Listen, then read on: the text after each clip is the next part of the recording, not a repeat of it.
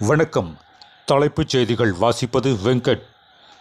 திருப்பரங்குன்றம் மலை உச்சி தீபத்தூணில் தீபம் ஏற்றம். போலீசாரின் தடைகளை உடைத்து இந்து முன்னணி பாஜகவினர் கோவில் நோக்கி புறப்பட்டதால் பரபரப்பு. கரூர் கூட்ட நெரிசல் வழக்கை சிபிஐக்கு மாற்றிய உத்தரவை ரத்து செய்ய வேண்டும். உச்சநீதிமன்றத்தில் தமிழக அரசு மனு தாக்கல். தொழில்நுட்ப கோளாறு காரணமாக நாடு முழுவதும் பல்வேறு விமான நிலையங்களில் விமான சேவை பாதிப்பு.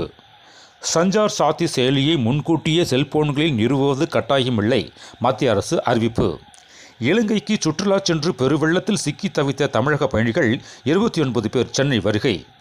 பெண் பயணிகளின் பாதுகாப்புக்காக ஹைதராபாத் மெட்ரோவில் 20 திருநங்கைகளுக்கு பாதுகாவலர் பணி. தமிழ்நாட்டில் ரூபாய் 12 லட்சத்திற்கு பிரான்ஸ் நாட்டு போலி விசா விநியோகம். நாமக்கல்லைச் சேர்ந்த முக்கிய குற்றவாளி கைது. தவிக தலைவர் விஜய் ரோடு ஷோ நடத்த புதுச்சேரியில் அனுமதி தரலாம். முதல்வர் ரங்கசாமியை சந்தித்து திருநள்ளாறு எம்எல்ஏ PR சிவா மனு. முதல்வர் மு.க. ஸ்டாலின் முன்னிலையில் திமுகவில் இணைந்தார் அதிமுக முன்னாள் எம்எல்ஏ சின்னசாமி. மாற்றுத்திறனாளி விளையாட்டு வீரர்களை ஊக்குவிப்பதில் இந்தியாவிலேயே தமிழகம் நம்பர் 1. துணை முதல்வர் உதயநிதி ஸ்டாலின் பெருமிதம்.